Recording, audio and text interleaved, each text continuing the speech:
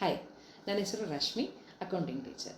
ಇವತ್ತು ನಾನು ಎಕ್ಸ್ಪ್ಲೈನ್ ಮಾಡಲಿಕ್ಕೆ ಹೊರಟಿರೋವಂಥ ಟಾಪಿಕ್ ಬಂದುಬಿಟ್ಟು ಅಕೌಂಟಿಂಗ್ ರೂಲ್ಸು. ಈ ಅಕೌಂಟಿಂಗ್ ರೂಲ್ಸ್ ಅನ್ನೋದು most important and basic content of accounting ಅಂತ ಹೇಳ್ಬೋದು. ಯಾಕೆ ಇದು ಮೋಸ್ಟ್ ಇಂಪಾರ್ಟೆಂಟ್ ಅಂತ ಅಂದಾಗ, ಅಕೌಂಟಿಂಗ್ ಪ್ರೊಸೀಜರ್ಸ್ ಅಥವಾ ಪ್ರೊಸೆಸ್ನಲ್ಲಿ ಮೊದಲನೇ ಪ್ರೊಸೆಸ್ ಯಾವುದು? ರೆಕಾರ್ಡಿಂಗ್ ಅಂತ ಹೇಳ್ತೇವೆ. ಆ ರೆಕಾರ್ಡಿಂಗ್ ಮಾಡಲಿಕ್ಕೆ ಈ ರೂಲ್ಸ್ನ ನಾವು ಅಪ್ಲೈ ಮಾಡಲೇಬೇಕಾಗತ್ತೆ. ಸೊ ಹಾಗಾಗಿ ಮೋಸ್ಟ್ ಇಂಪಾರ್ಟೆಂಟ್ ಅಂತ ಹೇಳ್ತೇವೆ. ಇಫ್ ಇನ್ ಕೇಸ್ ಅಕೌಂಟಿಂಗ್ ರೂಲ್ಸ್ನ ನಾವು ಅಪ್ಲೈ ಮಾಡ್ಕೊಂಡು ಮಾಡಿದಾಗ ಬರೋವಂಥ ರಿಸಲ್ಟ್ಸ್ ಏನಾಗಿರುತ್ತೆ? ಪರ್ಫೆಕ್ಟಾಗಿ ನೀಟಾಗಿ ಇರುತ್ತೆ, ಅಥವಾ ರಿಸಲ್ಟು ಕರೆಕ್ಟಾಗಿರುತ್ತೆ, ಅಕ್ಯುರೇಟ್ ಆಗಿರುತ್ತೆ ಅಂತ ಹೇಳ್ಬೋದು. ಅದರ್ವೈಸ್ ಏನಾಗುತ್ತೆ, ಬರೋವಂಥ ರಿಸಲ್ಟ್ಸ್ ಏನಾಗುತ್ತೆ, ಅಕ್ಯುರಸಿ ಇರೋದು ಕಳ್ಕೊಂಡ್ಬಿಟ್ಟಿರುತ್ತೆ. ಸೊ ಹಾಗಾಗಿ ರೆಕಾರ್ಡಿಂಗ್ ಮಾಡ್ತಾ ಇದ್ದೀವಿ ಬಿಸ್ನೆಸ್ ಟ್ರಾನ್ಸಾಕ್ಷನ್ಸ್ನ ಅಂತಂದಾಗ ನಾವೇನು ಮಾಡಬೇಕಾಗತ್ತೆ? ಅಕೌಂಟಿಂಗ್ ರೂಲ್ಸ್ನ ಅಪ್ಲೈ ಮಾಡಬೇಕಾಗತ್ತೆ. ಸೊ ಈ ಅಕೌಂಟಿಂಗ್ ರೂಲ್ಸ್ನ ನಾವು ಗೋಲ್ಡನ್ ರೂಲ್ಸ್ ಅಂತಲೂ ಕೂಡ ಕರಿತೀವಿ, and most important ingredient for accounting procedure ಅಂತ ಕೂಡ ಹೇಳ್ಬೋದು, ರೈಟ್? ಸೊ ಹಾಗಾದರೆ ಈ ಗೋಲ್ಡನ್ ರೂಲ್ಸ್ ಯಾವುದ್ಯಾವುದಿದೆ ಅಥವಾ ಏನೆಲ್ಲ ಇದೆ ಇದರಲ್ಲಿ ಅಂತ ಹೇಳೋದಾದರೆ, ಈ ಗೋಲ್ಡನ್ ರೂಲ್ಸ್ನ 3 ರೀತಿಯಾಗಿ ಕ್ಲಾಸಿಫೈ ಮಾಡ್ತಾ ಹೋಗ್ತೀವಿ. ಒಂದು ಪರ್ಸ್ನಲ್ ಅಕೌಂಟು, ಇನ್ನೊಂದು ರಿಯಲ್ ಅಕೌಂಟು, ಆ್ಯಂಡ್ ಮೂರನೇದು ಬಂದುಬಿಟ್ಟು ನಾಮಿನಲ್ ಅಕೌಂಟು. ಈ ವಿಡಿಯೋದಲ್ಲಿ ನಾವು ಕನೆಕ್ಟಿವಿಟಿ ಬಗ್ಗೆ ಮಾತ್ರ ಮಾತಾಡೋಣ, ಅಂದರೆ ರೂಲ್ಸ್ನ ಬಿಟ್ಬಿಟ್ಟು ಬರೀ ಫಸ್ಟ್ ಕನೆಕ್ಟಿವಿಟಿ ಬಗ್ಗೆ ಮಾತ್ರ ಮಾತಾಡೋಣ. ಸೊ ಪರ್ಸ್ನಲ್ ಅಕೌಂಟ್ ಅಂದ್ರೇನು, ರಿಯಲ್ ಅಕೌಂಟ್ ಅಂದ್ರೇನು, ನಾಮಿನಲ್ ಅಕೌಂಟ್ ಅಂದ್ರೇನು, ಇದ್ರ ಬಗ್ಗೆ ಫಸ್ಟ್ ತಿಳ್ಕೊಳ್ತಾ ಹೋಗೋಣ. ಸೊ ಹೆಸರೇ ಹೇಳೋ ಪ್ರಕಾರ ಪರ್ಸ್ನಲ್ ಅಕೌಂಟ್ ಅಂತ ಬಂದಾಗ ಪರ್ಸನ್ಗೆ ಸಂಬಂಧ ಇರೋವಂಥದ್ದನ್ನು ನಾವು ಪರ್ಸ್ನಲ್ ಅಕೌಂಟ್ ಅಂತ ಕರಿತೀವಿ. Whatever the transaction which are related to the person that should be come under the personal account.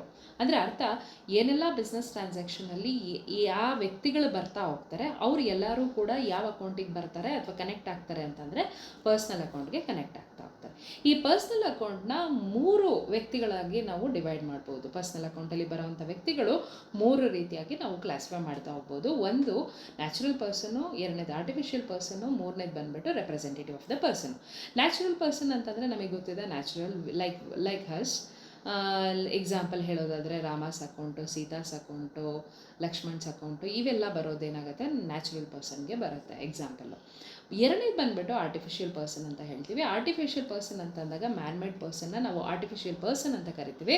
So example ಹೇಳೋದಾದರೆ ಇನ್ಫೋಸಿಸ್ ಕಂಪನೀಸ್ ಅಕೌಂಟ್ ಆಗಿರ್ಬೋದು, ಅಥವಾ SBI ಆಗಿರ್ಬೋದು, ಫೈನಾನ್ಷಿಯಲ್ ಇನ್ಸ್ಟಿಟ್ಯೂಷನ್, ಅಥವಾ name of the person, name of the company, name of the financial institutions, name of the firm, ಇವೆಲ್ಲದೂ ಕೂಡ ಇಲ್ಲಿಗೆ ಬರುತ್ತೆ. Example artificial ಪರ್ಸನ್ಗೆ ಬರ್ತಾ ಹೋಗ್ತದೆ.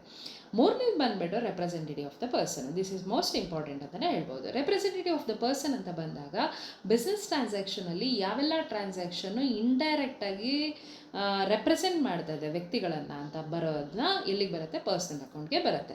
ಎಕ್ಸಾಂಪಲ್ ಹೇಳೋದಾದರೆ prepaid salary. So prepaid salary ಅಂತ ಬಂದಾಗ ಏನು ಪ್ರೀಪೇಯ್ಡ್ ಸ್ಯಾಲರಿ? ಪ್ರೀಪೇಯ್ಡ್ ಸ್ಯಾಲರಿ ಅಂತಂದರೆ ಮುಂಚಿತವಾಗಿ ಸಂಬಳವನ್ನು ಕೊಡುವಂಥದ್ದು. ಸೊ ಈ ಸಂಬಳ ಯಾರಿಗೆ ಕೊಡ್ತೇವೆ? ವ್ಯಕ್ತಿಗಳಿಗೆ ಕೊಡ್ತಾ ಹೋಗ್ತೀವಿ. ಸೊ ಅದು ರೆಪ್ರೆಸೆಂಟ್ ಮಾಡ್ತಾ ಇದೆ ವ್ಯಕ್ತಿಗಳನ್ನು. ಸೊ ಹಾಗಾಗಿ it's come under the personal account. ಅದು ರೆಪ್ರೆಸೆಂಟೇಟಿವ್ ಆಫ್ ದ ಪರ್ಸನ್ಗೆ ಬರ್ತಾ ಹೋಗುತ್ತೆ. ಕ್ಲಿಯರ್? ಸೊ ಇದು ಇಷ್ಟು related to the personal account. ಎರಡನೇದು ಬಂದುಬಿಟ್ಟು ರಿಯಲ್ ಅಕೌಂಟು. ರಿಯಲ್ ಅಕೌಂಟ್ ಯಾವುದಕ್ಕೆ ಕನೆಕ್ಟ್ ಇದೆ?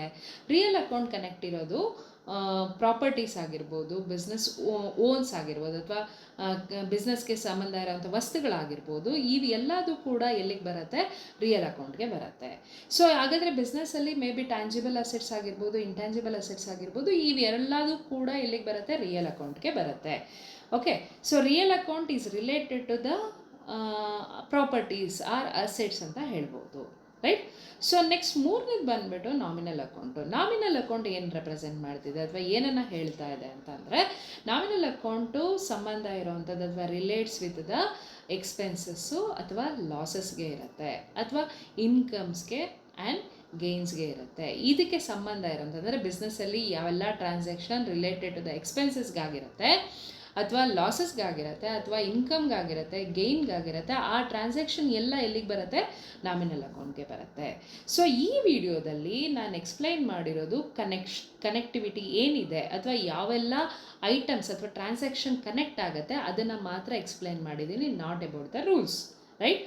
ಸೊ ಒನ್ಸ್ ಅಗೇನ್ ಹೇಳ್ತಾ ಇದ್ದೀನಿ, ಗೋಲ್ಡನ್ ರೂಲ್ಸ್ನ 3 ಅಕೌಂಟ್ ಆಗಿ ಕ್ಲಾಸಿಫೈ ಮಾಡ್ತೀವಿ. ಒಂದು ಪರ್ಸ್ನಲ್ ಅಕೌಂಟು, ಎರಡನೇದು ರಿಯಲ್ ಅಕೌಂಟು, ನಾಮಿನಲ್ ಅಕೌಂಟು.